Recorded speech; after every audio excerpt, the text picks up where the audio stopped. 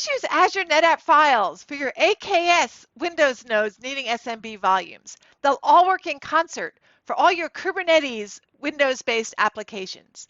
I'm Diane Patton, a technical marketing engineer for Azure NetApp Files, and today I will show you how to do this using NetApp's open source CSI provisioner, Astra Trident.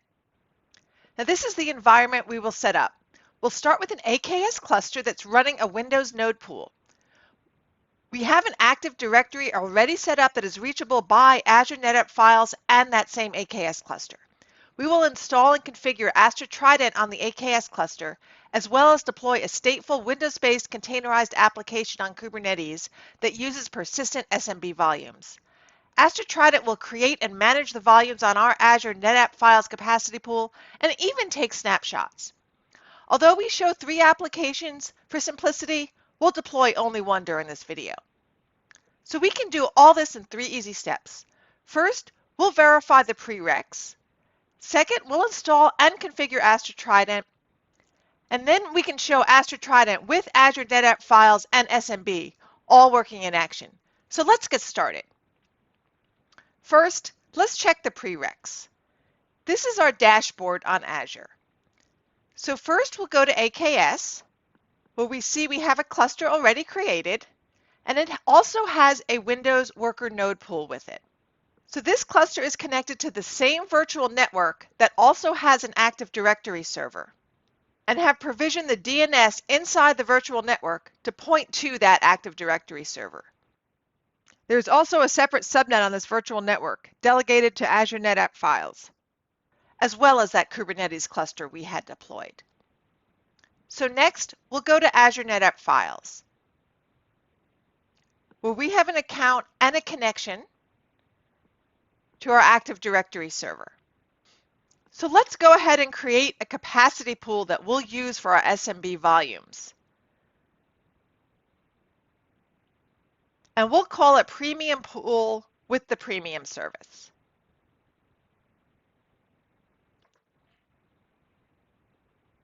So second, let's install and configure Astra Trident. We will go now to the Azure Cloud Shell and access our AKS cluster. So we can take a look at our nodes and see that we currently have 3 Windows worker nodes. So let's install Trident using Helm. So first, we'll install Trident's Helm repo, and then we'll install Trident itself in the Trident namespace. This command also creates the namespace Trident for us. And don't forget to use that Windows flag to allow Trident to be installed on those Windows nodes. So after a bit, we can verify that all those Trident pods are up and running. And we can also see that Trident is now running on the Windows worker nodes. So now later, we'll want to create snapshots for our SMB volumes. So we'll need to install the snapshot controller. Now AKS has already installed all the custom resource definitions for us, so we'll just need to install the RBAC for the controller and the controller itself. By default, the controller is installed in the Cube system namespace.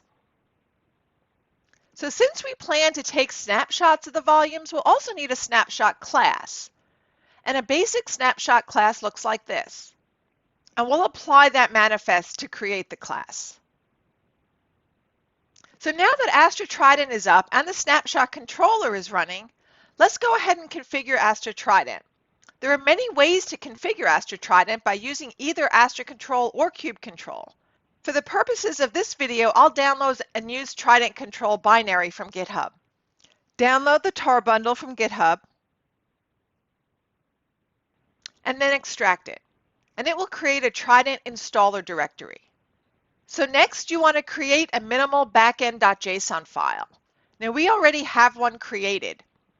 It has the information your cluster needs to access Azure NetApp Files.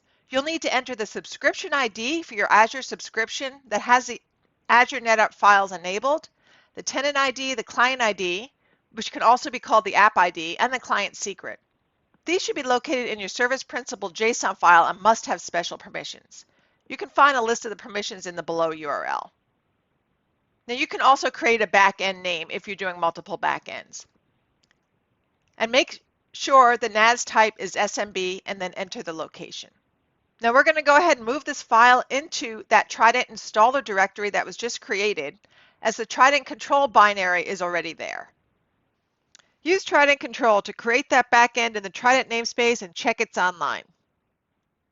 Now we can see that backend is up and Trident is all set up.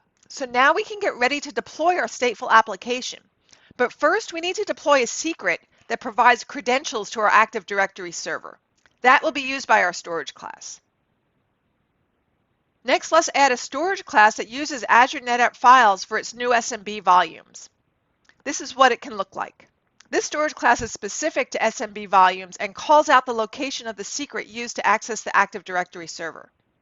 The backend type must be Azure NetApp Files. So we'll go ahead and apply that to create the storage class. So here I have a manifest that will deploy a PVC. After we apply the PVC manifest, Astra Trident will create the PV for us and the SMB volume on Azure NetApp Files. We will create and place the PVC in a namespace called Web Server.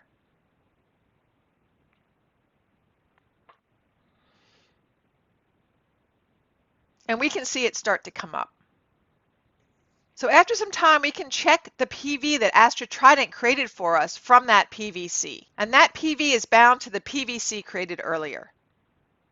And we can also see the volume on the Azure NetApp Files backend. So going back to the terminal, we'll deploy our application that will use that volume: an Internet Information Services, one-pod deployment, and a load balancer service. Looking at that manifest, we can see we specified to be deployed on a Windows node and are using the same PVC for the data. We also have a load balancer service to access the pod. And we'll go ahead and apply that.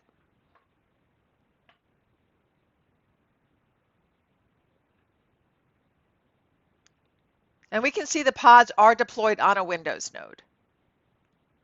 So we will double check and make sure the volume is mounted correctly.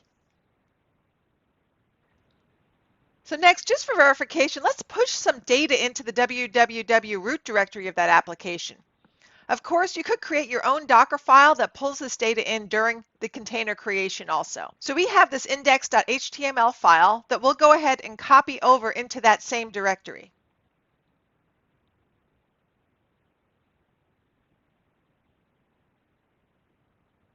And now let's check access to the web page using the external load balancer's IP address. So now that we have everything working, let's create a snapshot. Taking a look at the snapshot manifest, we will use PVC1 snap for the name, call out the volume snapshot class that we created earlier, and then the name of the PVC we want to snapshot. Apply this and Astra Trident will take a snapshot of the SMB volume, and then we can see that snapshot.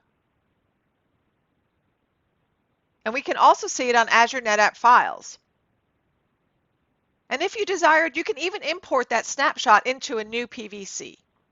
So get ready to use Azure NetApp Files for your Windows-based Kubernetes persistent needs with SMB. It's easy to use and ready to go. Thank you for watching and have a great day.